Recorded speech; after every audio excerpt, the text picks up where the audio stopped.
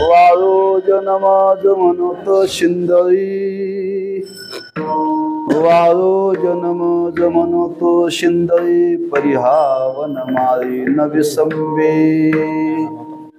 सांडोनी लौकिक झालिये उदास, सांडोनी लौकिक झालिये उदास, नाही भया आस जीवित्वाची. नायिके वचन बोलताया लोका, मने झाले तुका हरिरत. सांडोनी लौकिक झाली उदास, नाही भय आस जीवित्वाची. पांडुरंगा करू प्रथम नमन, दुसरे चरण संतांच्या. त्यांच्या कृपादाने कथेचा विस्तारू बाबाजी सद्गुरु दास तुका. नमो ज्ञानेश्वरा, नमो ज्ञानेश्वरा, निवृत्ती उदारा सोपान देवा.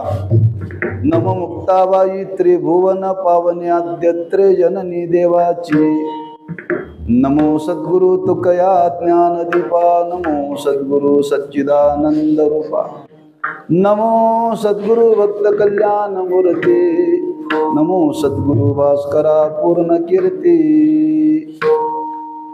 वाळो जनमज मनोत शिंदळी, वाळो जनमज मनोत शिंदळी, परिहा वनमाळी न विसंबे. सांडोनी लौकिक झाली उदास, नाही भय आस जीवित्वाची. श्रीमंत जगद्गुरु श्री तुकोबाराय सेवेला घेतलेल्या भगतून भगवंताविषयी अंतःकरणामध्ये उच्चतम स्वरूपाची भक्ती नाम प्रेम निर्माण झालेला आहे. आणि त्या प्रेमाचा परिणाम तुकोबाराय एका रूपकाच्या माध्यमातून प्रकट करतायत बरं का. एक भक्तीतून प्राप्त झालेली एक अवस्था आहे बरं का. आजच्या सेवेचं प्रवृत्ती निमित्त जगद्गुरु श्री तुकोबारांच्या वैकुंठ गमनाला 375 वर्ष पूर्ण होत आहेत. त्या निमित्ताने सर्वत्र सोहळे संपन्न होत आहेत.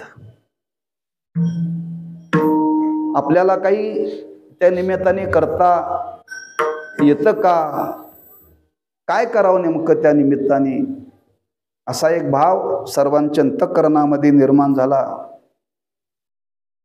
त्या निमित्ताने आपण तुकोबारांच्या थोडंसं वाङ्मयाचं चिंतन केलं पाहिजे. आता वाङ्मयाचं चिंतन केलं पाहिजे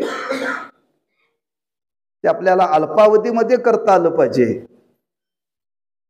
असं काय आहे चिंतन करता येण्याजोगं, तर तुकोबारांच्या अभंग गाथेचा विचार घेतला तर अनेक प्रकरण महाराजांच्या गाथेमध्ये अनेक प्रकरण आहेत बरं का.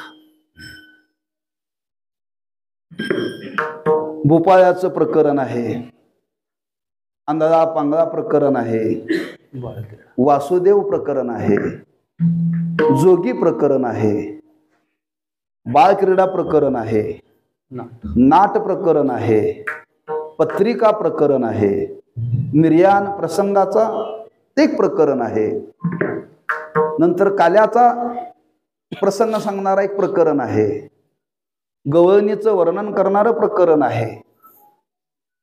असे अनेक प्रकरण महाराजांच्या गाथेमध्ये आहेत.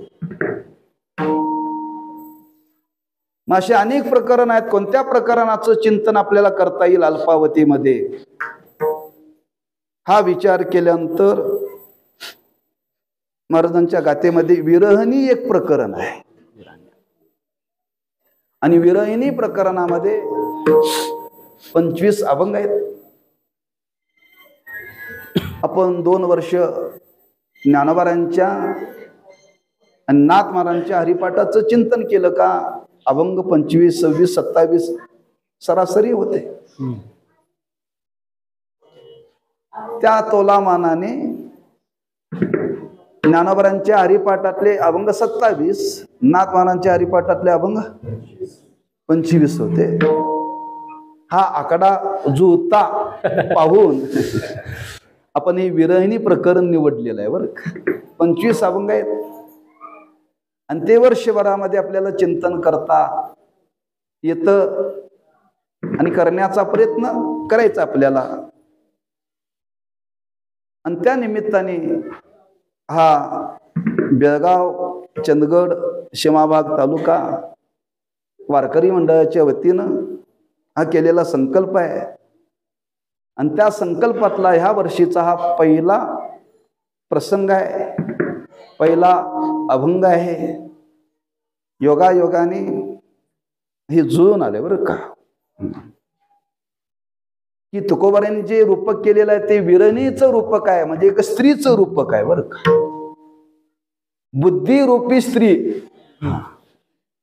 बुद्धिरूपी स्त्री त्या भगवंताच्या सुखाला लाचावलेली आहे. आणि ती लाचावल्यानंतर अवस्था काय झालं त्याचं वर्णन करणं आहे. बुद्धिरूपी स्त्री, माता तिची सुरुवात कुठे केली पाहिजे? स्त्रीच्या जवळच केली पाहिजे. म्हणजे योगायोगाने आपलं गावचं दैवत अंबाबाई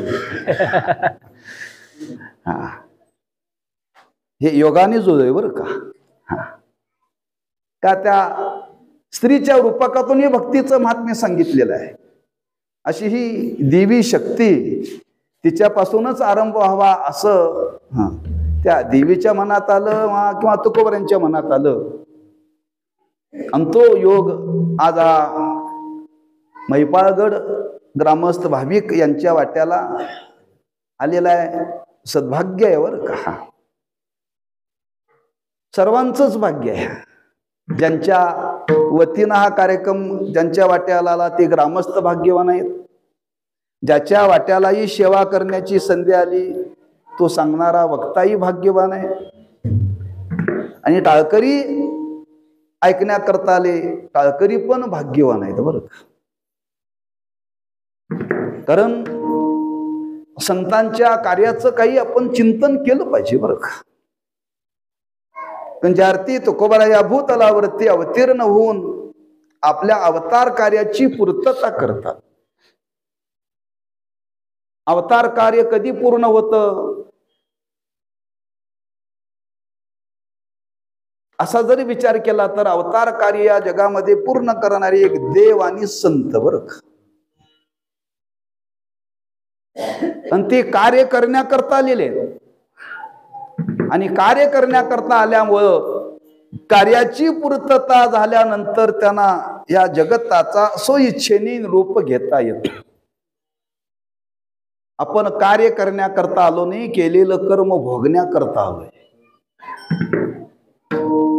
आपण केलेलं कर्म भोगण्याकरता आलोय. स्वातंत्र्य दिलेलं आहे, पण जन्म जो आपल्याला मिळाला तो काहीतरी मागचं शिल्लक राहिले म्हणून भोगण्याकरता मिळाला. या न्यायाने संत या भूतलावरती आलेले नाहीत. ते त्यांचा येण्याचा एकच हेतू, येथे उपकारासाठी, येथे उपकारासाठी, येथे उपकारासाठी, येथे उपकारासाठी, येथे उपकारासाठी, येथे उपकारासाठी, येथे उपकारासाठी, येथे उपकारासाठी.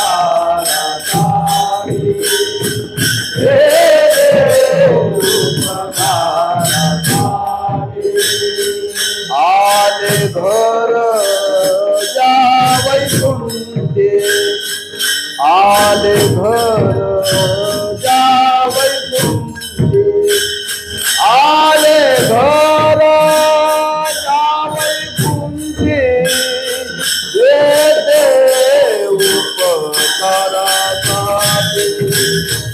येते उपकारासाठी. आले घर या वैकुंठे, आले घर या वैकुंठे,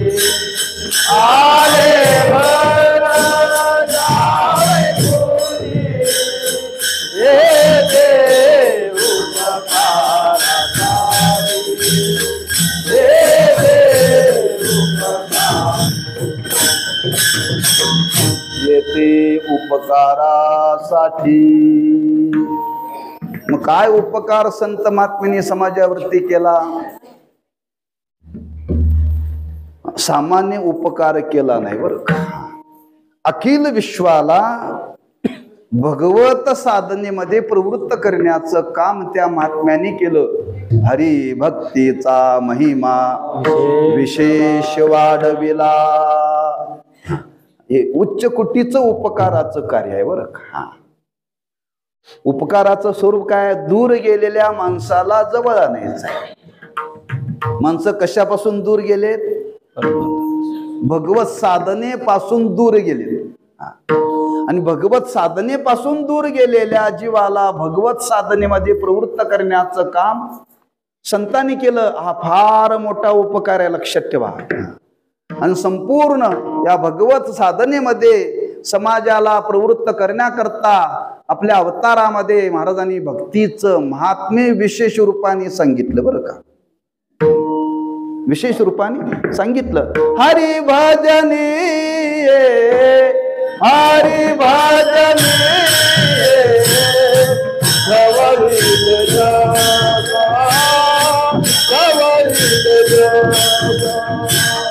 हरी भजनी हरी भजनी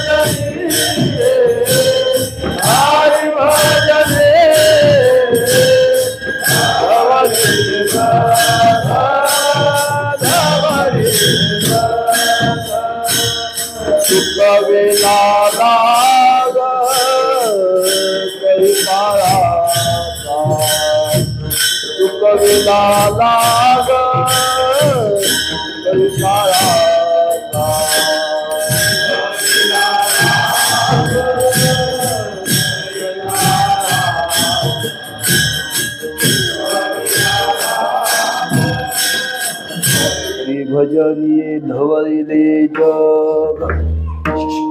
हा, हरिभक्तीच्या साधनाने संपूर्ण विश्व धवळून काढलं. म्हणजे काय केलं? जी भक्ती समाजाला सांगायची ती भक्ती जीवनामध्ये स्वीकारली बरं का. त्या भक्तीचा जीवनामध्ये अंगीकार केला. हा, समाजाला सांगायचं म्हटलं की पहिल्यांदा आधी करावं लागतं बरं का. आधी करावं लागतं आणि मग सांगावं लागतं. वेदाने सांगितलेलं आहे, शास्त्राने सांगितलेलं आहे, पुराणाने सांगितलेलं आहे, पण संतांनी केवळ सांगितलं नाही बरं का. केवळ सांगितलं नाही, लक्षात ठेवा. जी भक्ती समाजाला सांगायची आहे ती भक्ती सांगण्याच्या आधी त्या भक्तीचं अनुष्ठान केलं. कारण भक्ती शास्त्रामध्ये वर्णन करत असताना असं वर्णन केले, भक्ती हा एक स्वतंत्र रस आहे बरं का. 9 प्रकारचा रस सांगितला, त्याच्या पलीकडचा स्वतंत्र रस आहे. हा, आणि रस एकदा जर त्याची गोडी जर लागली तर माणसं त्याच्यातून बाजूला जात नाही बरं का. हा, बाजूला जात नाही. रस नाम आनंद. म्हणून असा हा भक्तीचा रस त्या महात्म्याने जीवनामध्ये सेवन केला. सेवितो तो हा रस वाटी तो अनिका घ्या रे होऊ नकारानवरी, वाटी तो आणि का. नुसतं वाटायचं काम केलं नाही, पहिल्यांदा सेवन केलं. ती भक्ती जीवनामध्ये केली बर का. आज समाजामध्ये भक्ती नांदली पाहिजे. आपलं मानवी जीवन जर पूर्णत्वाला जावं असं जर वाटत असेल तर आपल्या जीवनामध्ये भक्ती नांदली पाहिजे. लौकिक जीवनामध्ये वर्णन केले, स्त्रीच्या जीवनाला स्थैर्य प्राप्त व्हावं असं वाटत असेल तर स्त्री नांदायला गेली पाहिजे बरं. स्त्री नांदायला गेली पाहिजे. लहानाची मोठी झाली, उपवर झाली आणि बापाला म्हणा लागली मी आयुष्यभर तुमच्याच घरात राहणार, बापाच्याच घरात राहणार, नाही जमायचं बरं का. हा, उपवर झाली की त्या स्त्रीला नांदायला जावंच लागतं, पर्याय नाही. तसं समाजामध्ये भक्ती ही नांदली पाहिजे. कशा करता? आज आमच्या तुमच्या जीवनाला पूर्णत्व प्राप्त होण्याकरता अशी भक्ती नांदली पाहिजे. मग त्या भक्तीचं स्वरूप काय आहे? त्या भक्तीच्या संबंधाने पुष्कळ विचार शास्त्रकारांनी मांडलेला आहे. त्याच्याकरता एक स्वतंत्र ग्रंथ आहे, भक्ती नारद सूत्र. त्याच्यामध्ये हा भक्तीचा विचार विस्ताराने आलेला आहे बरं का. आणि त्या भक्तीचं वर्णन करता असताना भक्तीचा सिद्धांत आहे सातू अस्मिन परम प्रेम रूपा. सातू अस्मिन परम प्रेम रूपा. भक्तीचा गाभा म्हणजे प्रेम. सिद्धांत लक्षात ठेवा. भक्ती भक्ती भक्ती भक्ती म्हणजे काय? देवाविषयी शुद्ध प्रेम निर्माण होणं याला म्हणतात भक्ती. देवाविषयीवर शुद्ध शब्द वापरला आहे. शुद्ध शब्द वापरला म्हणजे तिथं विकाराचा संबंध असता कामा नये. विकाराचा संबंध असता कामा नये. हा, शुद्ध भक्ती, शुद्ध प्रेम हे प्रत्येकाच्या अंतःकरणामध्ये देवाविषयी जर निर्माण होईल त्यालाच भक्ती म्हणतात. दुसरं कशाला म्हणत नाहीत. नंतर तुकोबारे बोलून गेले, हे चिथोर भक्ती आवडते देवा, संकल्पावी माया संसाराची. की आपल्या अंतःकरणामध्ये असलेलं शुद्ध प्रेम देवाला ते अर्पण करायचं आहे. किंबहुना आपल्या अंतःकरणाचा विषय परमात्मा झाला पाहिजे. आणि आपल्या अंतःकरणाचा विषय परमात्मा होण्याकरता तिथं प्रेमच लागतं. प्रेमाशिवाय तो होऊ शकत नाही. दुसरी कोणती वृत्ती देवाकडे जाऊ शकत नाही. लक्षात ठेवा, प्रेम वृत्तीनेच देवापर्यंत जाता येतं. प्रेम वृत्तीनच देवाला आपलंस करता येतं. किंबहुना प्रेम वृत्तीनेच देवाला आलिंगन देता येतं. प्रेम रसे बैसले मिठी आवडी लाठी मुखाशी. शरीराने देवाला आलिंगन देता येत नाही बरं का. प्रेमाने द्यावं लागतं आणि ते प्रेम अंतःकरणामध्ये निर्माण व्हावं लागतं. असं प्रेम कधी अंतःकरणामध्ये निर्माण होईल? अनंत जन्माची पुण्याई लागते.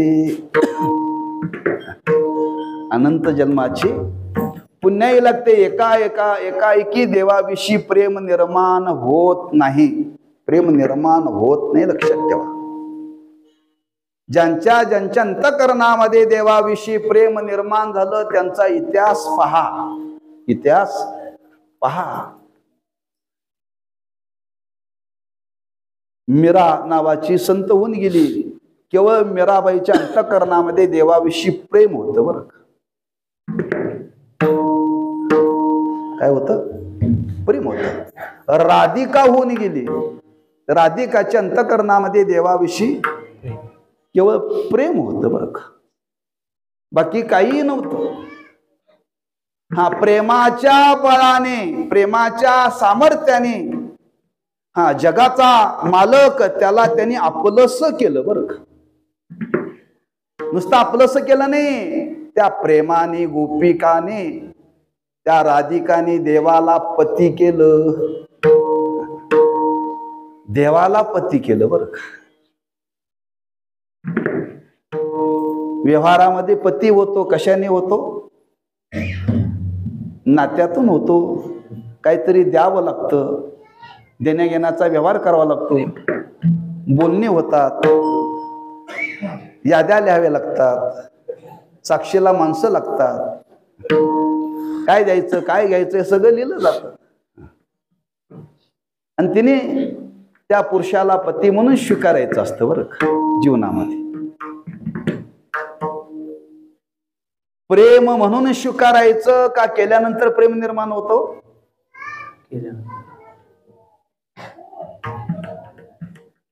हा, पुढं प्रेम निर्माण होतं, लक्षात ठेवा.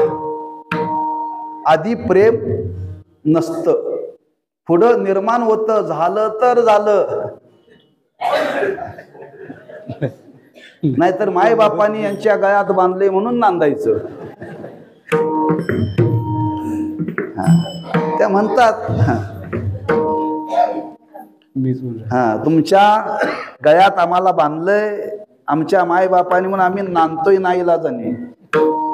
तुम्ही प्रेम करण्याच्या योग्यतेचे नाही, ते अशा कधी कधी ह्या वैतागून म्हणतात.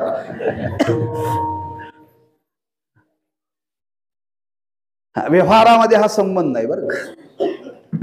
पण परमार्थामध्ये त्या प्रेमाच्या बळाने देवाला पती करता येतं. आणि प्रेमाच्या बळाने देवाला पती करता येतं. पण तुकोबाराय म्हणतात, एकदा लग्न केल्यानंतर दुसरा पती करता येतो का? आणि केला तर त्याला काय म्हणतात? व्यभिचार. त्याला व्यभिचार म्हणतात. त्याच व्यभिचाराचं वर्णन या अभंगातून केलं. एकदा एका पुरुषाशी लग्न झालं की पुन्हा दुसऱ्या पुरुषाशी लग्न करता येत नाही, करता येत नाही. पण तुकोबाराय एका रूपकातून आमच्या समोर प्रकट करतायत. तुकोबाराय म्हणतात, स्वतःकडे स्त्रीत्व घेतले तुकोबारायने, स्त्रीत्व घेतलंय आणि देवाला पती मानलेलं आहे.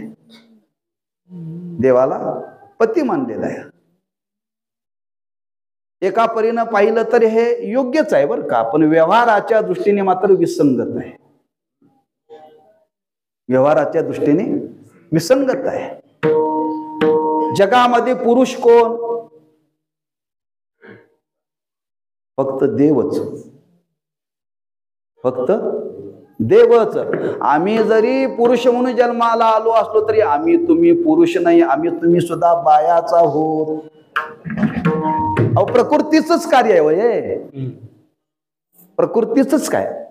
अविद्या उपाधी येणे झाला मायोपाधी शिव बोली जेली.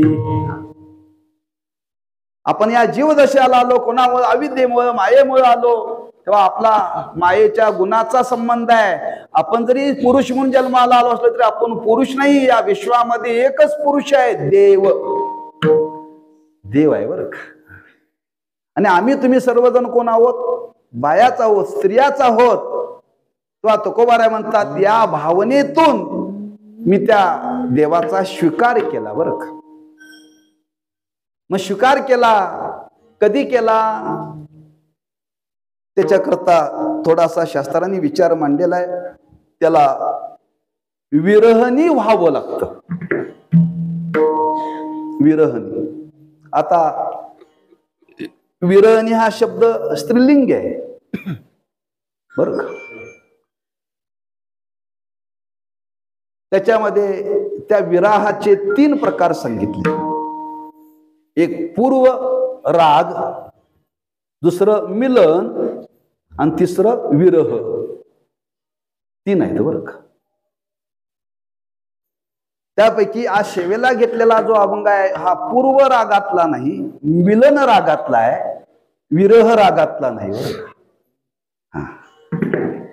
हा, 3 राग लक्षात, पूर्व राग, मिलन राग आणि विरह राग. 3 भागामध्ये या विरहाचं वर्गीकरण केलंय भक्तिशास्त्रामध्ये.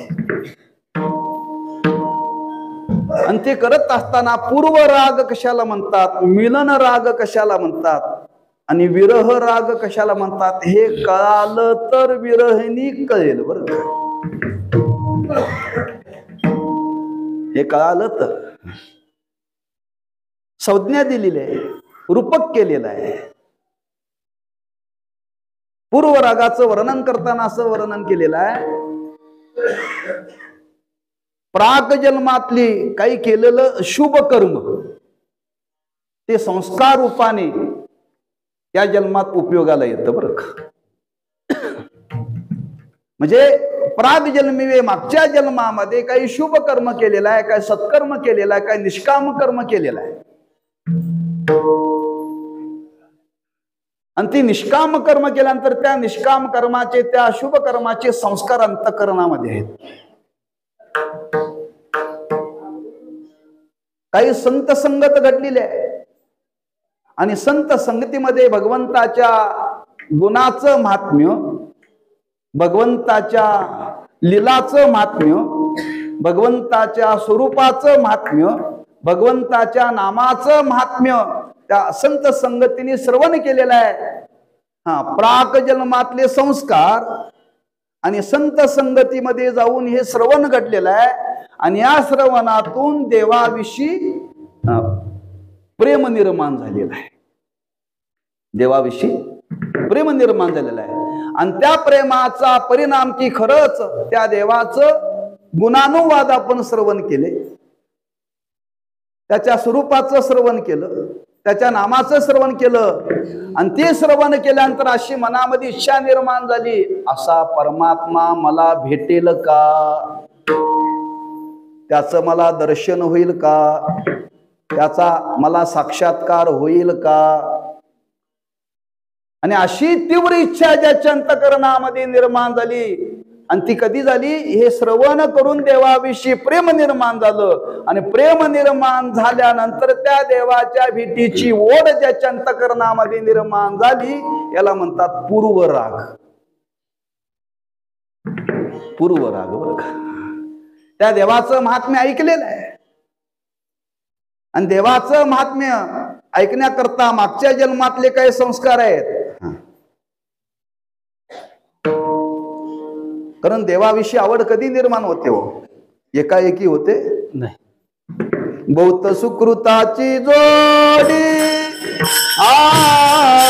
बहुत सुकृताची जोडी,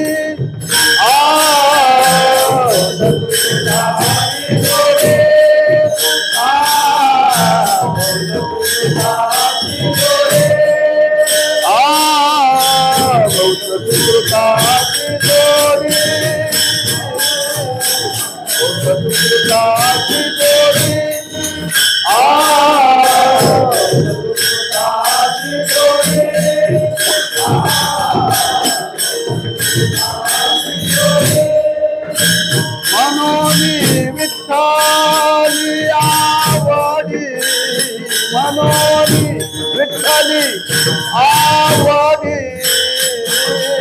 मनोनी विठ्ठली आवडी, सोहा विठ्ठल बरवा, सोहा विठ्ठल बरवा, मनोनी विठ्ठली आवडी,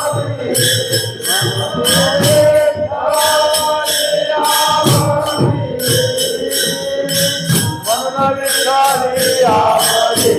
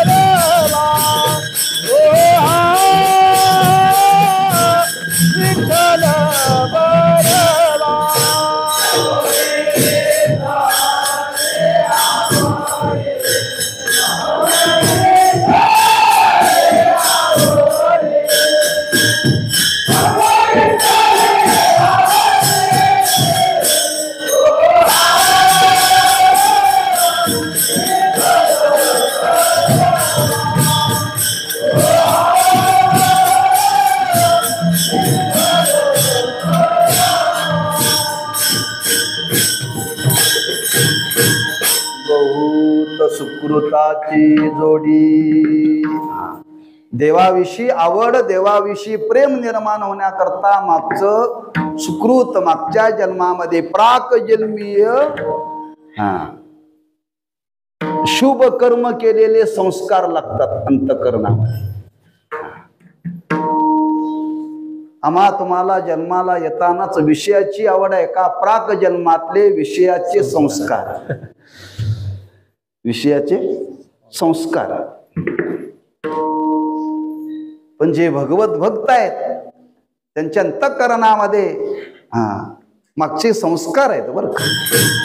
बहुत सुकृताची जोडी. देवाविषयी आवड, देवाविषयी प्रेम निर्माण होण्याकरता मागचं सुकृत, मागच्या जन्मामध्ये प्राक जन्मीय शुभ कर्म केलेले संस्कार लागतात अंतःकरणामध्ये. आम्हा तुम्हाला जन्माला येतानाच विषयाची आवड आहे का? प्राक जन्मातले विषयाचे संस्कार, विषयाचे संस्कार. पण जे भगवत भक्त आहेत त्यांच्या अंतःकरणामध्ये मागचे संस्कार आहेत बरं का. अनेक जन्मामध्ये केलेलं शुभ कर्म, केलेलं सत्कर्म, केलेलं निष्काम कर्म आणि त्या कर्मातून भगवंताविषयी प्रेम, आवड निर्माण झालं आणि अधिक संत संगतीने भगवंताच्या स्वरूपाचं महात्म्य श्रवण केलं आणि त्या श्रवणातून ओढ निर्माण झाली. ज्ञानोबांनी फार सुंदर वर्णन केले. पैल तोगे काऊ कोकताये, शकून गे माये सांगताये, उडरे उडरे काऊ तुझ सोन्याने मडविन पाऊ. घरा कै येती. कावळ्याला विचारते ज्ञानोबा आहे. वीरनई रूपातलंच ते वर्णन आहे बरं. पुढं झाडावरती कावळा बसलाय. त्या कावळ्याला म्हणतायत, अरे काऊ दादा, माझ्या घरामध्ये पाहुणा म्हणून पंढरराणा कधी येईल सांग. तुला काय लागतं ते देतो बर का. दुधे भरोनी वाटी, लावीन तुझे ओटी, आंबिया डहाळी फळे तुंबिया रसाई, दैवाताची उंडी लावीन तुझे तोंडी. ज्ञानदेव म्हणे जाणी जे कोणी, भेटती पंढरी राणे का घरा काही येते. ही ओढ निर्माण होते. ह्या अवस्थेला काय म्हणतात? पूर्वराग. तुकोबरांच्या अंतःकरणामध्येच अवस्था निर्माण झाली. तैसे झाले माझ्या जीवा, तैसे झाले माझ्या जीवा,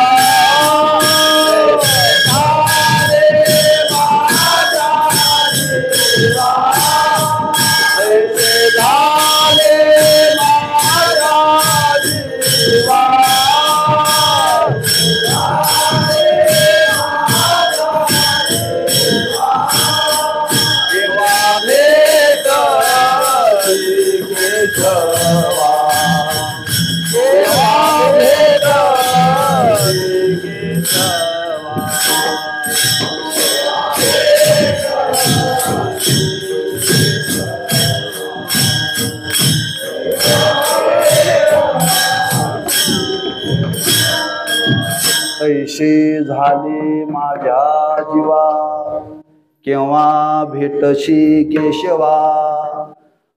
विराहातला पूर्व राग आहे. पूर्व राग कळल्याशिवाय मिलन राग कळणार नाही आणि मिलन राग कळल्याशिवाय विरह राग कळणार नाही बरं. आणि त्याच्यातही लक्षात ठेवा, पूर्व रागापेक्षा मिलन राग श्रेष्ठ आहे आणि मिलन रागापेक्षा विरह राग श्रेष्ठ आहे. पहिल्यांदा कमीत कमी त्या भगवंताच्या भेटीची ओढ निर्माण झाली पाहिजे. भगवंताच्या भेटीची ओढ कधी निर्माण होईल? त्याचं महात्म्य ऐकल्याशिवाय ही इच्छा निर्माण होऊ शकत नाही बरं का, होऊ शकत नाही. म्हणून पहिल्यांदा भगवंताच्या स्वरूपाचं गुणानुवाद आपण ऐकायला शिकलं पाहिजे, भगवंताची कथा ऐकली पाहिजे, भगवंताच्या लीला ऐकल्या पाहिजेत. आणि हे ऐकल्यानंतर अंतःकरणामध्ये एवढी ओढ निर्माण होते, एवढी ओढ निर्माण होते, त्या ओढीमध्ये तीव्रता लागते. तीव्रता, किती तीव्रता लागते? महाराज म्हणतात एवढी तीव्रता लागते, त्याच्या भेटी करता एवढी ओढ लागलेली आहे, त्याला अन्न गोड लागत नाही बरं का, पाणी गोड लागत नाही. एखाद्याच्या जीवनामध्ये एखाद्याचा असा पूर्व राग निर्माण व्हावा व्यवहारात, आणि निर्माण झाल्यानंतर गोड काय लागत नाही बरं का, गोड काही लागत नाही. की खरंच तो एकदा परमात्मा जीवनामध्ये भेटावा. जसं तुकोबरांनी वर्णन केले, नाटवे घरदार तहान पळाली भूक. पंढरीच्या वाटेला निघाल्यानंतर काय अवस्था आहे? सुख शेज गोड चित्ती न लगे अनेक, नाटवी घरदार तहान पळाली भूक.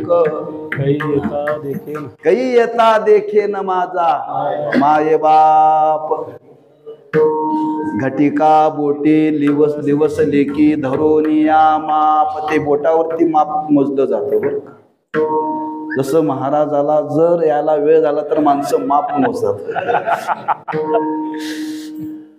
सारखं घड्याळ बघतात, सारखं मोबाईल बघतात, महाराज कुठं आलेत, महाराज कुठं आले. कुठंपर्यंत महाराज येत नाही तोपर्यंत, एकदा कीर्तन झाल्यानंतर महाराज जाग्यावर संपला तरी चालतं. कोणी चौकशी करत नाही बरं का. पण येऊपर्यंत मात्र ओढ. तसं त्या भक्ताच्या अंतःकरणामध्ये भगवंताच्या भेटीची ओढ निर्माण झालेली आहे, आणि त्या ओढीचा परिणाम आता काही गोड लागत नाही बरं का, काही गोड लागत नाही. तेव्हा अशा ओढीतून हा पूर्व राग निर्माण झाला, आणि या पूर्व रागातून तुकोबाराय म्हणतात की माझ्या जीवनामध्ये ज्याची ओढ निर्माण झाली, तो महत भाग्याने माझ्या जीवनामध्ये त्या भगवंताचं दर्शन झालं, त्याची भेट झाली, त्याचं सानिध्य मिळालं, किंबहुना त्याचं संग सुख भोगायला मिळालं.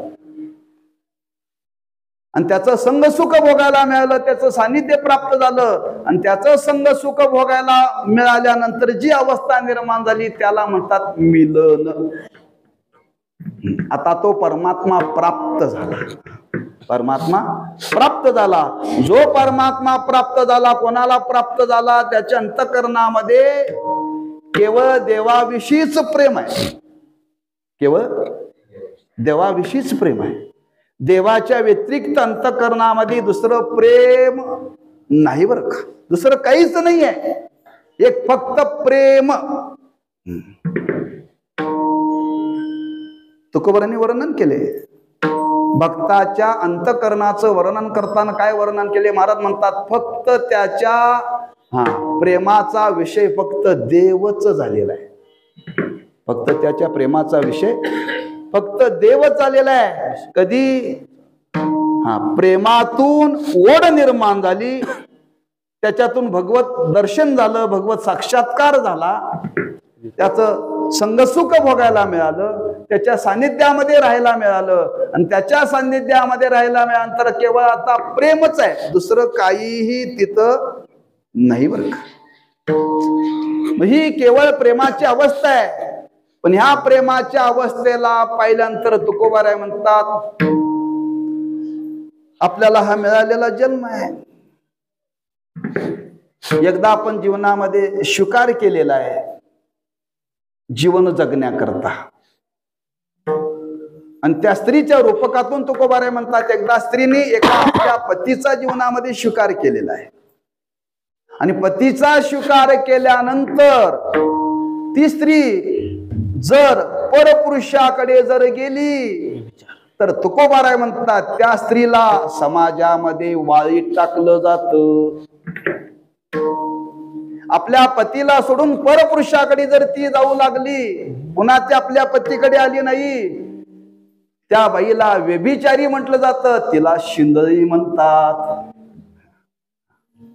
तुकोबाराय म्हणतात माझा निश्चय झाला, आता माझ्या जीवनामध्ये मी त्या परमात्म्याचा पती म्हणून जीवनामध्ये स्वीकार केला आणि पती म्हणून स्वीकार केल्यानंतर आता मला समाजाने वाळीत टाकलं तरी हरकत नाही आणि मला शिंदळी म्हटलं तरी चालेल, पण मी मात्र आता त्या परमात्म्यापासून वेगळं होणं शक्यच नाही. ते महाराज अभंगाच्या पहिल्या चरणात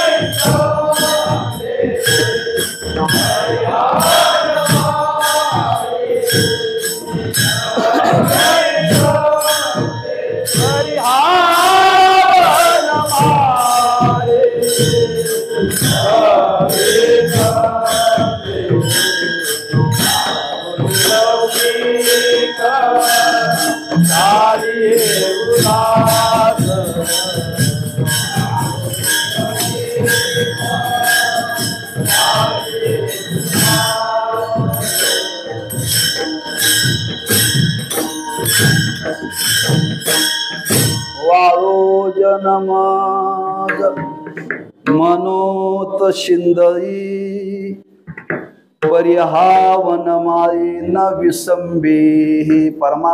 परमार्थातली भक्ती क्षेत्रातली अत्युच्च कुटीची अवस्था आहे बरं. असे भक्त बोटावर मोजण्यासारखे आहेत. आणि अशा अवस्थेला जो भक्त प्राप्त झाला तो जगाचा विचार करत नाही, समाजाचा विचार करत नाही, देणं घेणं नाही. ह्याला व्यभिचारी स्त्री म्हणतात बरं का. म्हणजे या प्रकरणाला काय नाव आहे? व्यभिचारी असंच प्रकरण आहे बरं का. कंसात विरहणी. आता लौकिक दृष्टीने आणि पारमार्थिक दृष्टीने थोडासा आपण याचा विचार करू म्हणजे आपल्या लक्षात येईल की विधिवत एखाद्या पुरुषाचा पती म्हणून जीवनामध्ये स्वीकार केलेला आहे बरं का. तो आपला पती आहे. विधिवत म्हणजे ब्राह्मण, अग्नी आणि देवता याच्या साक्षीने बरं का, वकिलाच्या साक्षीने नव्हे. काही लोक म्हणतात आम्ही रजिस्टर केलंय.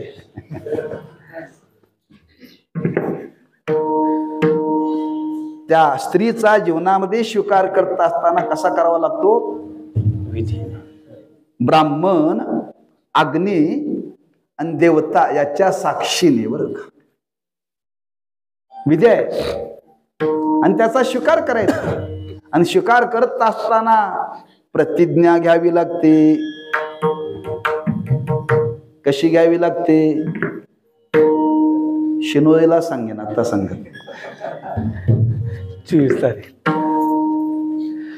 विवाहाच्या निमित्ताने कीर्तन आहे. किती 26 तारखेला आहे? 24 तारखेला आहे. त्यावेळेला त्याचा आपण विचार सांगू. हा पती म्हणून जीवनामध्ये स्वीकार केलेला. आता पती म्हणून जीवनामध्ये स्वीकार केल्यानंतर त्या स्त्रीची जबाबदारी आयुष्यामध्ये परपुरुषाकडे तिने पाहायचं नसतं. परपुरुषाचा मनामध्ये किती विचार येऊ द्यायचा नाहीये. पण अशी ही स्त्री विधिवत आपल्या पतीचा जीवनामध्ये स्वीकार केलेला आहे. आणि स्वीकार केल्यानंतर त्या स्त्रीच्या जीवनामध्ये काही तिच्या जीवनामध्ये योगायोगाने परपुरुषाचा संबंध आला. परपुरुषाचा संबंध आला. आणि संबंध आल्यानंतर लोकांनी पाहिलं. आणि पाहिल्यानंतर लोक म्हणायला लागले ही व्यभिचारी आहे बरं का. ही व्यभिचारी आहे. आपल्या पतीला सोडून दुसऱ्या परपुरुषाकडे जाणं, तिचा स्वीकार करणं याला व्यवहारामध्ये व्यभिचार म्हणतात. म्हणून मी अभंगाच्या संबंधाने सांगतो बरं का, लक्षात ठेवा. मग अशी जर स्त्री व्यवहारामध्ये जर वागत असली आणि पूर्णच आपल्या पतीचा त्याग केला, पतीचा त्याग केला आणि त्याचा विधी न संपादन करता स्वीकार केला, ती झाली कोण? व्यभिचारी. तिला शब्दात शिंदळी म्हणतात. व्यभिचारी स्त्रीला शिंदळ म्हणतात बरं का. शिंदळ. तुमच्या गावाचं नाव काय? शिंदोळी. शिंदोळी वेगळं आणि शिंदळी वेगळी, फरक आहे बरं का. नाहीतर घोळ करशील. शिंदोळी आणि शिंदळी हा फरक आहे. म्हणून अशी जी स्त्री आहे त्या व्यभिचारी स्त्रीला शिंदळी म्हणतात बरं का. आता ही स्त्री आहे, ही व्यवहाराच्या दृष्टीने पाहिलं तर शिंदळी आहे, व्यभिचारी आहे. पण हा जर परमार्थाच्या दृष्टीने विचार केला तर ही व्यभिचारी ठरते का अव्यभिचारी ठरते?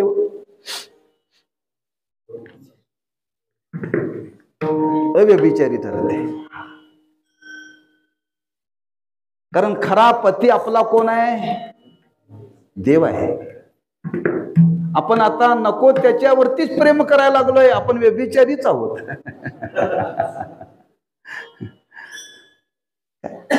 कोणावरती आपण प्रेम करतो?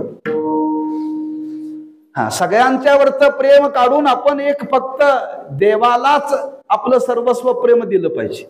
परमार्थाच्या दृष्टीने हा, व्यवहाराच्या दृष्टीने हे व्यभिचार असेल, पण परमार्थाच्या दृष्टीने अव्यभिचारी होते. पण व्यवहाराला धरून तुकोबाराय बोललेत बरं का. व्यवहाराला धरून बोललेत. आणि व्यवहाराला धरून बोलल्यानंतर महाराज म्हणतात अशी स्त्री जर एखादी गावात असेल, तिनं जर विधी सोडला तर समाज काय करतो? तिला वाळीत टाकतो बरं का. तिला वाईट टाकतो. वाईट टाकतो म्हणजे तिच्याशी कोणी समाज बोलत नाही. कुठल्या समारंभाला तिला बोलवलं जात नाही. तिला गावात कुठली किंमत नाही. हा, कुठलाच व्यवहार त्याच्याशी कोणी करायचा नाही बरं का. कोणीच करायचं नाही व्यवहार. म्हणजे एखाद्याने जे ज्याच्या जीवनामध्ये निषिद्ध कर्म घडलं, निषेधात्मक जर तो पुरुष वा स्त्री जर जीवनामध्ये जर वागायला लागली तर त्याला वाईट टाकलं जातं बरं. आणि वाईट टाकणं म्हणजे एका परीनं जगण्यापेक्षा मेलेलं बरोबर. हो, वास्तवात आहे. अहो, गावात कोणी विचारत नाही हो. कोणी किंमत देत नाही. गावामध्ये तिला मान नावाचा प्रकारच नाही. सगळं गाव तिच्याकडे बघत असताना कोणत्या दृष्टीने बघतं? चांगल्या दृष्टीने बघतं का वाईट दृष्टीने बघतं? आणि असं वाईट दृष्टीनं ती गावामध्ये जगत असती. जगत असताना तिला कधी कधी वाटतं जगण्यापेक्षा आपण आत्महत्या करून मेलेलं बरं. एवढी विचित्र परिस्थिती आहे त्या स्त्रीची बरं का. तुकोबाराय म्हणतात, आमच्या जीवनामध्ये आता आम्ही देवाचा स्वीकार केलाय, आम्हाला समाजाने वाळीत टाकलं तरी हरकत नाही.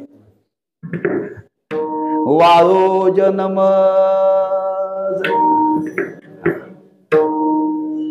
हा एवढा निश्चय त्या भक्ती क्षेत्रामध्ये निर्माण व्हावा लागतो. लक्षात ठेवा, निर्माण व्हावं लागतो.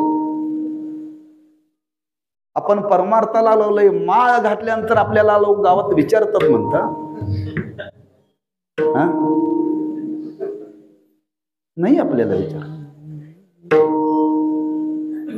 कारण परमार्थाला जर मनुष्य लागला, परमार्थाला लागला, कुठं आलाय काय भरत, त्याला सांगितलं माळ जर घातला तर घरात येणार नाही.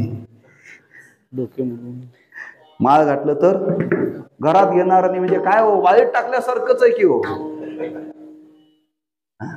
वाळीत टाकल्यासारखंच आहे. माळ घातलं की मित्र जवळ येत नाहीत, वाळीत टाकतात. काय मित्र जवळ येत नाही का? याच्याकडे खाण्याची इच्छा पूर्ण होत नाही, याच्याकडे पिण्याची इच्छा पूर्ण होत नाही, हा काही कामाचा नाही, याचा नंबर डिलीट केलेला बरा. मग तो काय म्हणतोय, मला तुम्ही तुमच्या मोबाईल वरून डिलीट केलं तरी चालेल, पण मी आता तुमच्या संगतीत येणार नाही.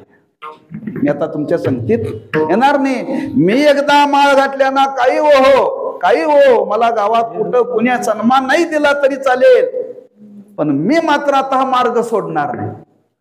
हे जसं परमार्थामध्ये घडावं तसं तुकोबाराय म्हणतात, एकदा त्या देवाचा मला साक्षात्कार झालेला आहे, त्याचं संगसुख आम्ही भोगलेलं आहे, आणि संगसुख भोगल्यामुळे आता आम्ही देवाशिवाय राहू शकत नाही. न विसंबे रात्रंदिवस आम्हा पाहिजे जवळी. आम्हाला तो परमात्मा रात्रंदिवस आमच्या जीवनामध्ये पाहिजे. आम्हाला आता दुसरं कोणीही नको. वेदले ओ मन तयाची भूमी, वेदले ओ मन तयाची भूमी.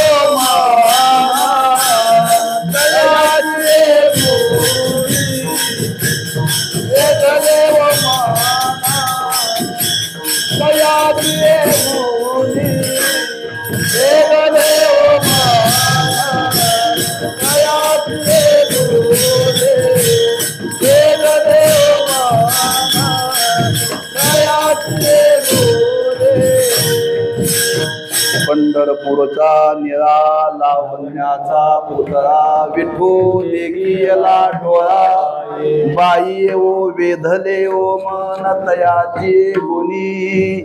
क्षणभर न विसंबे वनमाळी. आता त्या वनमाळी त्या परमात्म्याशिवाय आता मी राहू शकत नाही. न विसंबे, एक क्षण सुद्धा बर का. हा, त्या भगवंताशी चिरत झालेली आहे. पण अशा अवस्थेमध्ये मात्र लोक तिला वाळी टाकतात. महाराज म्हणतात काय टाकलं तर काय हरकत नाही बर का. वाळू जन्म, नुसतं वाळी टाकत नाहीत. महाराज म्हणतात ते बोलतात, शिंदळी म्हणतात. हो, वाळो जनमत म्हणोत शिंदळी. महाराज म्हणतात वाळी टाको नाहीतरी शिंदळी म्हणो. पण माझा निश्चय आता त्याच्यामध्ये बदल नाही बर का.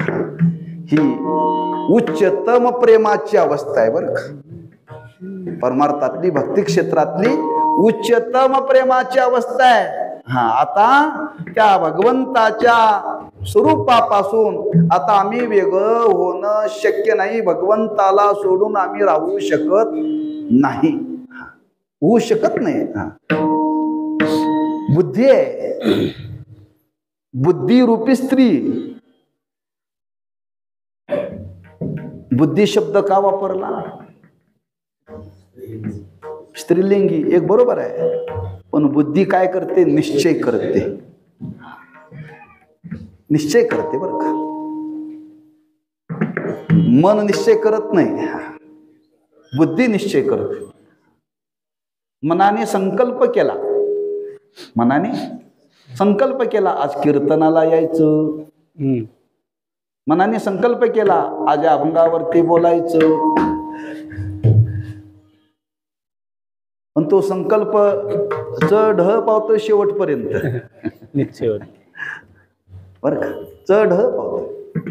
पण बुद्धीने एकदा बुद्धी निश्चय केला की त्यात बदल नाही बर का. बदल नाही, लक्षात ठेवा. निश्चय केलाय मी आता जीवनामध्ये याला स्वीकारलेलं आहे. जीवनामध्ये स्वीकारलेल्या घरच्या लोकांनी सांगितलं आयुष्यात आमचा संबंध राहणार नाही. ती म्हणते निश्चय झालाय माझा, आता मला समाजाची गरजच नाही, तुमची गरजच नाही मला. बुद्धी निश्चय आत्मज्ञान. एकदा निश्चय झाला ना, त्या निश्चयामध्ये कधी बदल होत नाही. हा परमार्थातला निश्चय, व्यवहारातला निश्चय नाही बरं का. आणि ती भगवत स्वरूपाच्या ठिकाणी रत झालेली आहे, भगवत सुखाला लाचावलेली आहे. हा, भगवंताशिवाय आता ती राहू शकत नाही. एक भगवंताचं संग सुख भोगलेलं आहे बरं का. आणि भगवंताचं संग सुख भोगल्यामुळं आता ती भगवत सुखाला लाचावली. किती लाचावली? तिला आता दुसरं काही आवडतच नाही. महाराजांनी वर्णन केले त्या गगनीपर प्रकरणामध्ये, अभंग आहेत. भक्ती सुखाला लाचवलेल्या गोपिका. आणि लाचावल्यानंतर काय झालं? त्यांना कर्मेना त्या गोपिकांना बरं का भगवंताच्या भेटीला जावं. भगवंत तिथंच होता, पण त्याच्या भेटीला जावं, त्याच्या जाण्याकरता कसं जावं त्याला भेटल्याशिवाय आता राहवत नाहीये. मी सपानियाचे करतील घरी. पाण्याचं निमित्त करायचं, पाणी आणण्याचं बरं का. पाणी आणायचं म्हणजे पूर्वीचा काळ, आता पाणी आणावं लागत नाही, घरातच येतंय. पूर्वी आणायला लागत होतं म्हणून व्यायाम घडत होता. आता आणायचं बंद झालं म्हणून रोग वाढले. कंबर दुखी, गुडघे दुखी, मान दुखी. हा, जेवढे आपल्या महिला वर्गांना जेवढी घरामध्ये कामं होती त्या कामातून व्यायाम घडत होता. आता व्यायामच बंद झाला, हालचाल राहिली नाही. वंगण होतं ते घट झालं, थंडीनं जसं ते थिजतंय ना, हालचालच नाही. म्हणून पूर्वी पाणी आणायला जावं लागत होत. आणि त्या गवळणी काय करायच्या, घरात पाणी भरलेले हंडे, पूर्वी हंडे होते, एका हंड्यामध्ये 2 घागरी बसायच्या बरं का, 2 घागरी पाणी बसायचं, असे हंडे. ते भरलेले ओतायचे, भरलेले ओतायचे. आणि ओतल्यानंतर त्यांनी सांगायचं सासूबाईंना, सासूबाई घरातलं पाणी संपलंय. मग संपले काय, जा ना म्हणे आणायला, आणायला जा. म्हणजे भरलेलं पाणी ओतून द्यायचं मोरीमध्ये आणि पाण्याचं निमित्त करायचं, आणि पाण्याचं निमित्त करून त्या भगवंताच्या भेटीला जायचं. ही जी अवस्था याला म्हणतात लाचावलेली अवस्था. बरं, लाचावलेली अवस्था. आणि या लाचावलेल्या अवस्थेमध्ये दुसरं कोणीही भेटीला चालत नाही, देवच लागतोय.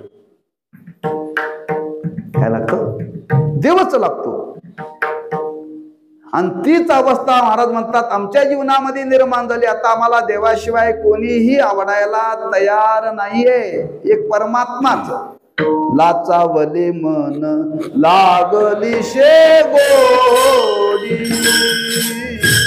लाचावले मन लागली शे गोडी,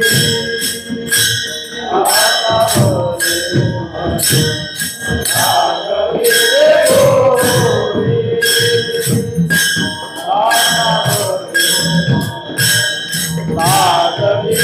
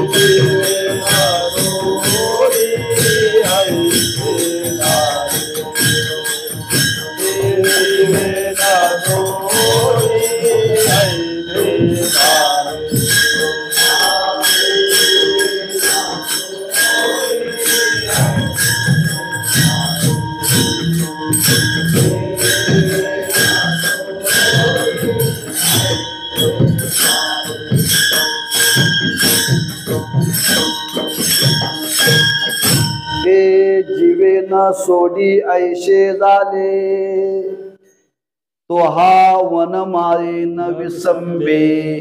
न झाले जीवे न सोडी न विसंबे, तो हा वनमाळी. देवाला जी अनेक नाव आहे त्याच्यामध्ये वनमाळी हे देवाचं नाव आहे का? त्याच्या गळ्यामध्ये गोपाळांनी वनामध्ये गेल्यानंतर वनामध्ये जी फुलं आणि पानं होती त्याच्या माळा करून त्याला वनात घातल्या, म्हणून त्याला वनमाळी म्हणतात. गोपाळांनी देव वनामध्ये गेल्यानंतर तिथं त्या गोपाळांनी देवाची पूजा केली. देवाची पूजा केली, देवाला आसनावरती बसवलं आणि आसनावरती बसवून त्या वनामध्ये अनेक फुलं होती, अनेक पानं होती. त्या गोपाळांनी त्याच्या माळा तयार केल्या आणि माळा तयार करून त्या भगवंताची वनामध्ये त्या माळा घालून त्याला पूजा केली बरं का. आणि जी पूजा त्या वनामध्ये गोपाळांनी वनातल्या फुलाच्या आणि पानाच्या केलेल्या माळा घालून केलेली पूजा ज्यावेळी तुकोबाराने पाहिली, तुकोबारा म्हणतात तो वनमाळी बरं. तो वनमाळी नविसंबे. आता माझ्या बुद्धीची अशी अवस्था निर्माण झालेली आहे, मला लोकांनी वाळीत टाकलं तरी चालेल, मला शिंदळी म्हटलं तरी चालेल, पण मी मात्र आता त्या भगवंताशिवाय, त्या वनमाळीशिवाय मी राहू शकत नाही. ह्या वनमाळीचे बरीच अभंग आहेत, तुम्ही बाळक्रीडा प्रकरण काढा, बरीच तुम्हाला वनमाळी शब्द आलेले त्याच्यामध्ये प्रमाण आहेत, पुष्कळ आलेत बरं का. तुकोबारांच्याच गाथेमध्ये एवढी प्रमाण आहेत, बाळक्रीडेमध्ये वनमाळी पुष्कळ आहे. पण त्या भगवंताला हे एक नाम दिलेलं आहे, त्या वनाच्या संबंधाने केलेलं वर्णन आहे. आणि असा हा वनमाळी त्याचा जीवनामध्ये आता मी स्वीकार केलेला आहे. आणि स्वीकार केल्यामुळं महाराज म्हणतात, लोकांनी आम्हाला वाळीत टाकलं, आम्हाला शिंदळी म्हणायला लागले. तेव्हा असं किती जरी आमच्या जीवनामध्ये प्रसंग आला तरी मात्र आम्ही आता त्या भगवंतापासून बाजूला जाणं शक्य नाही आहे. का? महाराज म्हणतात, आम्ही लौकिक जीवनाचा आता विचार सोडून दिलाय. लौकिक जीवनाचा विचार सोडून दिलाय. हा लौकिक सोडल्याशिवाय परमार्थ घडत नाही. लौकिक सोडल्याशिवाय परमार्थ घडत नाही. लौकिकाचा त्याग करावा लागतो. आमची धारणा आहे, लोक काय म्हणतील, लोक काय म्हणतील, धोतर नेसल्यावर लोक काय म्हणतील, कपाळाला गंध लावल्यानंतर लोक काय म्हणतील, नाही खांद्यावरती पताका घेऊन पंढरपूरला गेल्यानंतर लोक काय म्हणतील, बरोबर आहे ना. माळ घातल्यानंतर काय म्हणतील, उचापत्या केल्यानंतर काय म्हणतील, याची लाज लोकाला नाही बरं. पण परमार्थ करत असताना लोक काय म्हणतील याच्या भयाने माणसं परमार्थात प्रवृत्त होत नाहीत. तुकोबाराय म्हणतात, आमच्या जीवनामध्ये उलट घडलं, आमच्या जीवनामध्ये उलट घडलं. महाराज म्हणतात, आम्ही लौकिकाचा विचारच केला नाही. आम्ही काय केलं, लौकिक सांडला. आणखी काय केलं ते महाराज अभंगाच्या दुसऱ्या चरणात सांगतात, सांडोनी लौकिक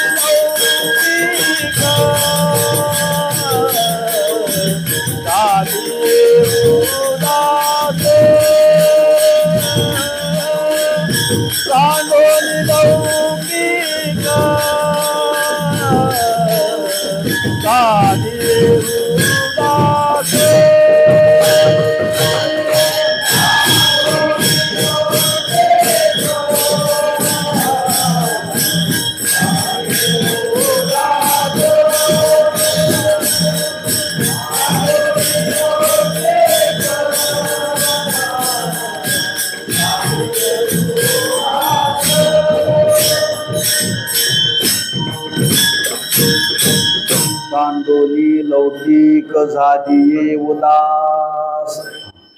महाराज म्हणतात आम्ही लौकिक सांडला. लौकिकाचा आम्ही जीवनामध्ये विचार केला नाही. तुकोबर आहे खरंच या भक्तीच्या संबंधाने देवाशी एवढे रत झाले. तुकोबरायांना वेडा तुका म्हणत होतं गाव.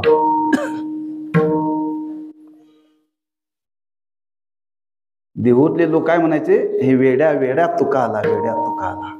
त्यांनी जगाला वेड लावलो.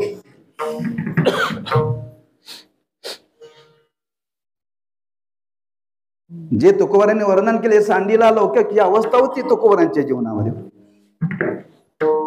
गाव वेड म्हणत होतं तुकोबरांना, वेड. सोडला परमार्थ. आणि तुकोबरांनी जर परमार्थ सोडला असता तर आमच्या तुमच्या वाट्याला आला असता का?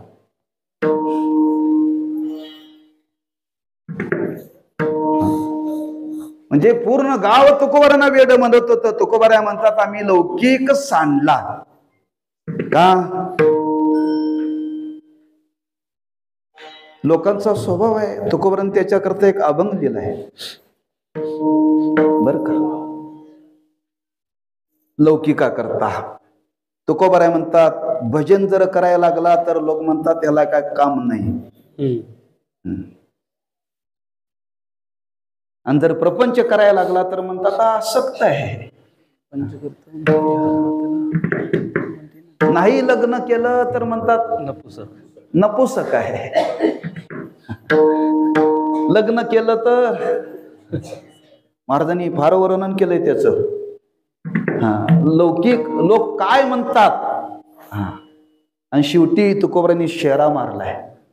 आठवतंय तिथं सांडीला लौकिक असंच शेवटी आहे बरं का. ते जवळजवळ 11 चरणाचा अभंग आहे. 11 चरणाचा अभंग आहे. पूर्ण लौकिकाचं वर्णन केले. लौकिकातले लोक काय म्हणतात,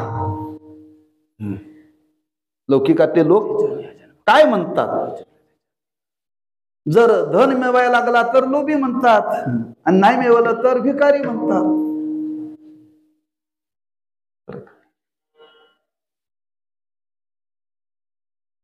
आमच्या वडिलांनी आयुष्यभर परमार्थ केल्यावर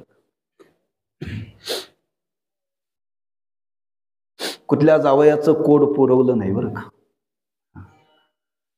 तेव्हा आमचे 3 नंबरचे जे दाजी होते त्यांचे वडील म्हणायचे हा भिकारी आहे, भिकारी. आमच्या वडिलाला काय म्हणायचे, भिकारी म्हणायचे बरं का. वडिलांनी मुलगी त्याच्या मुलाला दिली. नांदत असताना एकही हौस जावयाची पुरवली नाही म्हणते. घर आमच्या वडिलांना भिकारी म्हणत होते, भिकारीच होते. म्हणजे आज समाजामध्ये दोन्ही बाजूनं लोक बोलतात बरं का.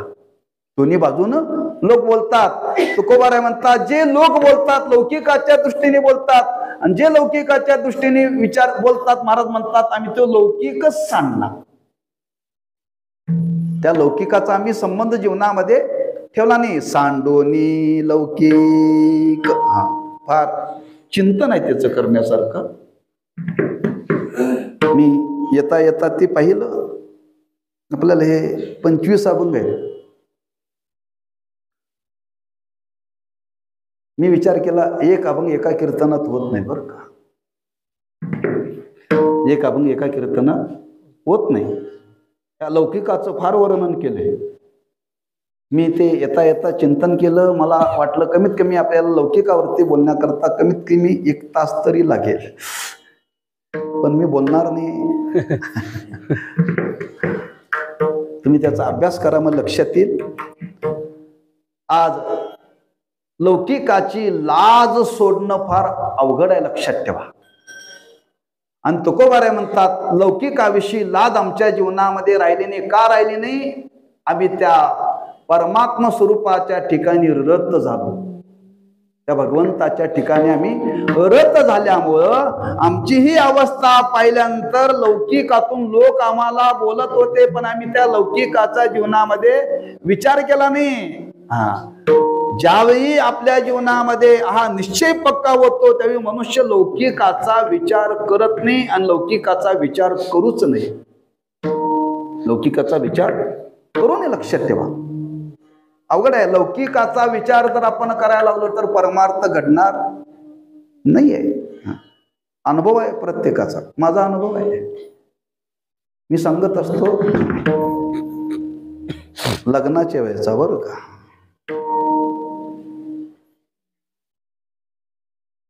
मी आळंदीला 16व्या वर्षी गेलो. गेल्यानंतर आश्रमातला नेम धोतर नेसायचं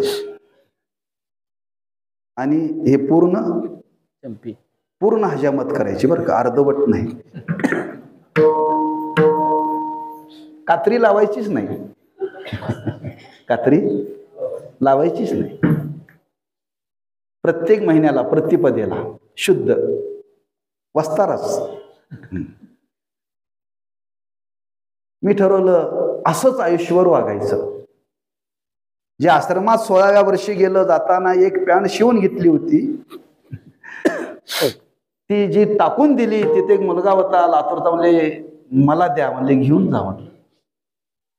जे 16व्या वर्षी धोतर लावलंय अजून पॅन्ट घातली नाही, बरं का. शिकून आलो 10 वर्षांनी, लग्न करायचं ठरलं, कुणी धोत्रावर देना. सगळे मित्र म्हणाले महाराज पॅन्ट घाला. मी सांगितलं लग्न नाही झालं तरी चालेल, पण पॅन्ट घालणार नाही. लोक नावं ठेवायला लागले, धोत्रावाला मुलगा आणि त्याच्याशी लग्न करायचं. कोणीही तयार होईना. मी ठरवलं नाही झालं तरी चालेल, पण धोतर काढायचं नाही. निश्चय केला, अजून त्या निश्चयावरती आहे, बरं का. ठरवलं एकदा, हे काय नाटक नाही, बरं का, लक्षात ठेवा. स्टेजवरती जाण्यापुरतं पोशाख घालायचा असं नाही. तुम्हाला परवानगी आहे, बरं का. अजून तुमची व्हायची आहे. एकदा लग्न झाल्यानंतर मग चालतंय, लग्न होईपर्यंत चालत नाही, बरं का. आम्ही सांगतो तुम्ही कीर्तनाला येताना पॅन्ट वरती या, इथं आल्यानंतर धोतर नेसत जा. कीर्तन झाले की पुन्हा पॅन्ट घालत जा. हे तुमच्या करता आहे, आपल्या करता नाही. एवढा परिणाम झाला, एवढा परिणाम झाला, फार परिणाम झाला. कुणीही मुलगी देना हो.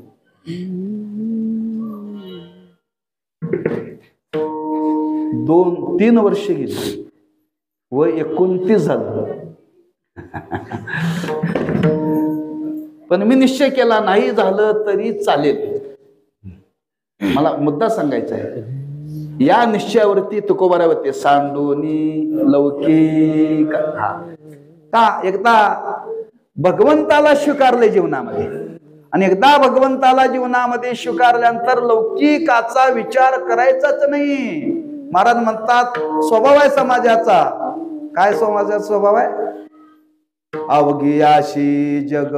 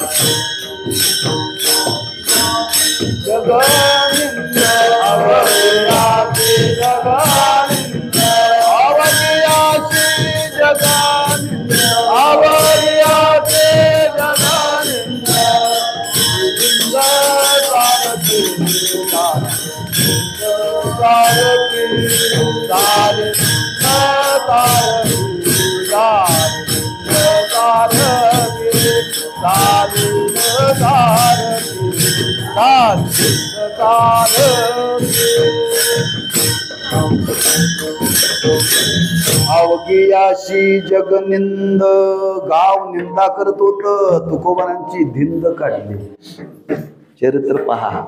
पण तुकोबारा म्हणतात सांडोनी लौकिक.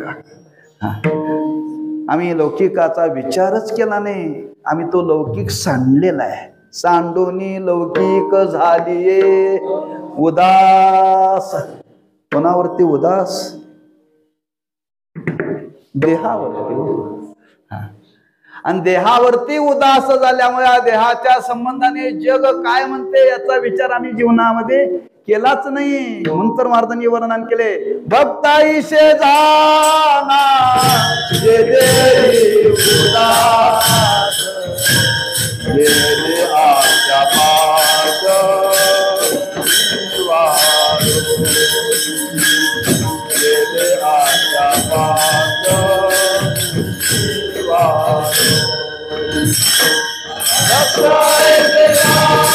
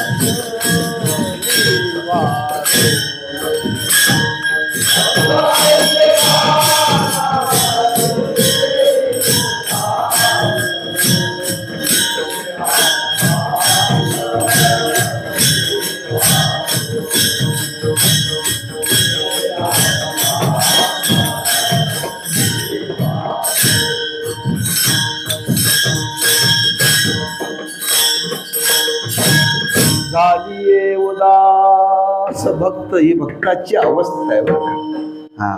तुकोबारांच्या अंगावरती उकळलेलं पाणी टाकलं, उकळलेलं पाणी टाकलं. तुकोबारांनी देहाचा विचार केला नाही. झाली उदास. लौकिक सांडला, देहावरती उदास झालं. फार अवघड आहे. आम्ही एकदा मामांच्याकडे गेलो खानापूरला, पहिल्यांदा गेलो बरं का. आणि पहिल्यांदा गेल्यानंतर त्या मामीने माझ्या पायावरती पाणी घातलं. अजून ते उकळलेलं मला आठवते बरं. मामाने सांगितलं आपल्याकडे महाराज येत आहेत, पाय धुयाचे, थंडीचे दिवस आहे, पाणी गरम करा. मामीनं उकळून पाणी आणलं बरं का. आणि ते उकळलेलं पाणी माझ्या पायावरती टाकलं. मला पहिल्या दिवसाची अजून आठवण आहे. म्हणून कुठेही गेलो की सांगतो पाणी उकळून आणून नका. आणि तुकोबारांच्या अंगावरती उकळलेलं पाणी टाकलं होतं. तरी महाराजांनी ते सहन केलं का हो. झाली उदास. एकदा त्या परमात्म्याचा जीवनामध्ये स्वीकार केलाय, केवळ त्या परमात्म्याविषयी प्रेम आहे. आणि त्या प्रेमाचा परिणाम महाराज म्हणतात आमच्या जीवनामध्ये लौकिकाचाही संबंध राहिला नाही, देहाचा संबंध राहिला नाही. नवे नवे महाराज म्हणतात नाही भय आस जीवित्वाची. आम्हाला आता भय नाही. आठवतं परमाला, आता भय नाही ऐसे झाले जीवा, आता भय नाही ऐसे झाले जीवा, घडया देवा समर्थाजी. नाही, वैष्णवा संगती यातलं प्रमाण. लाज भय लाज भय शंका दुराविला मा सगळे साधन या परते. आमच्या जीवनामध्ये कुठलं आता भय नाही. भय बर का.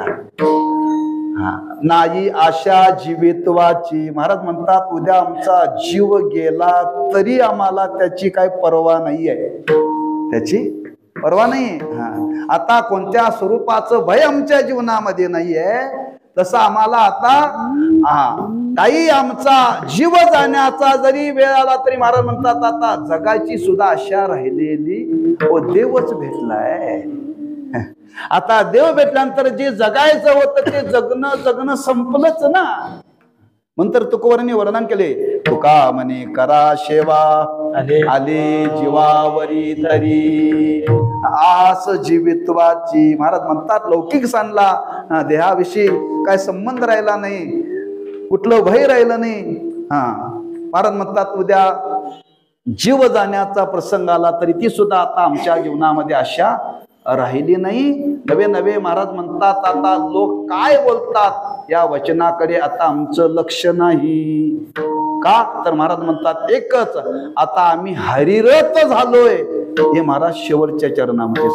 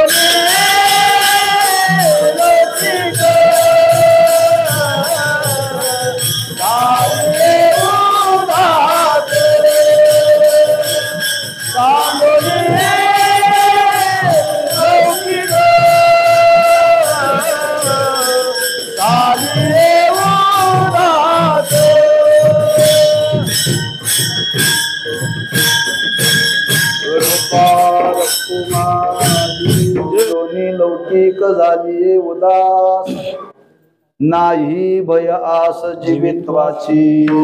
जगद्गुरु श्री तुकोबाराय त्या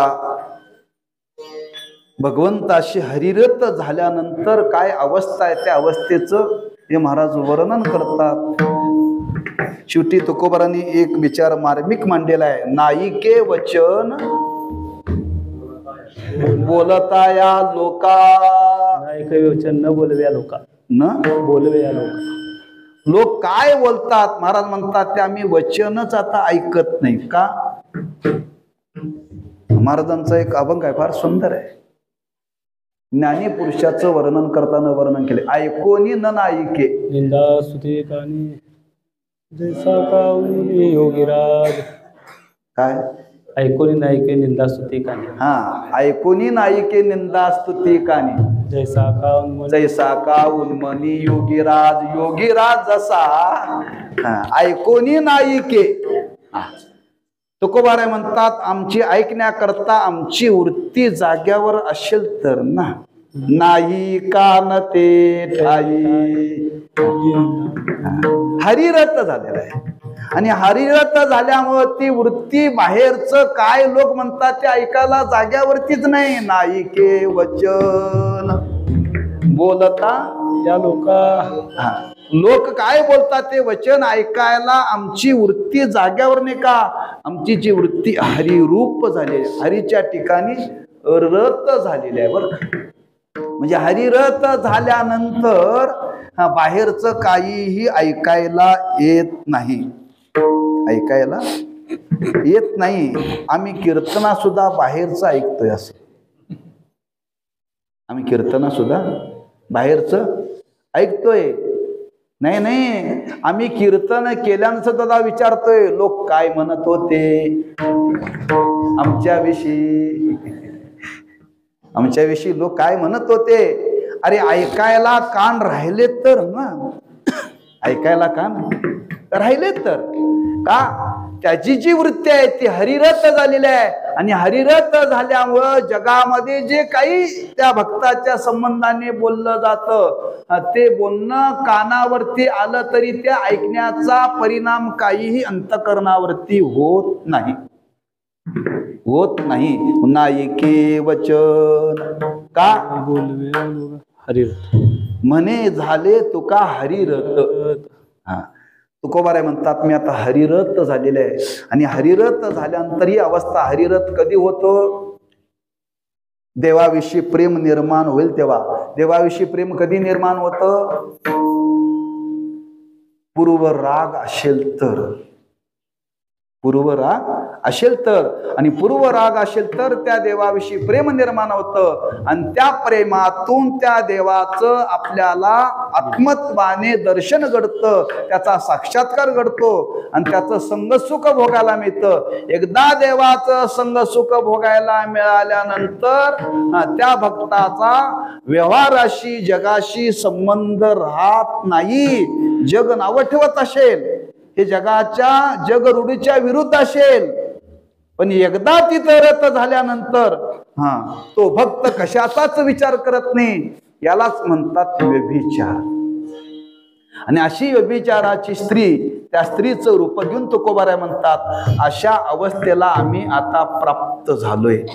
आणि अशा अवस्थेला प्राप्त झालेल्या तुकोबारांनी जगाला भक्तीचा संदेश दिला बरं का. म्हणून त्या तुकोबारांचं काहीतरी आपण चिंतन करावं. आणि तो चिंतन करण्याकरता भक्तीचा एक प्रवाह आहे, फार सुंदर आहे.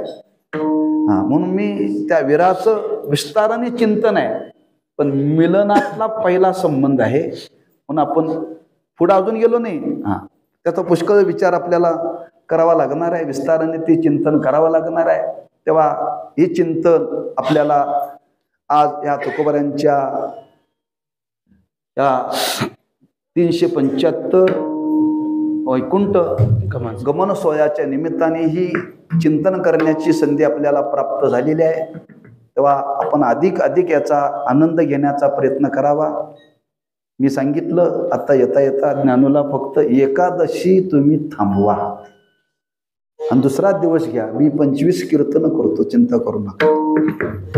आणि नारळावरती आपल्याला करायचे आहेत ना, काय करायचे सांगा आम्ही करतो का. त्या निमित्ताने माझा अभ्यास होईल, माझा अभ्यास होईल आणि तुम्हालाही ते घडे ना. एकाच्या कैवाडी उगवी बहुतांचे कोडे. फक्त एकादशी सोडा आणि आपण एक दिवस मागं पुढं करूया. तेव्हा हे चिंतन करूया बरं का. संधी आपल्याला प्राप्त झालेली आहे, ही संधी आपल्याला प्राप्त झालेली आहे. तेव्हा त्याचा पण त्या मनाने तसं नियोजन करा आणि असा अधिक अधिक आनंद आपल्याला हा सर्वांच्या जीवनामध्ये भोगायला मिळो, हीच तुकोबारांच्या चरणी प्रार्थना करायची आहे. आणि सेवेला पूर्णविराम द्यायचा. ज्ञानेश्वर माऊली, ज्ञानराज माऊली.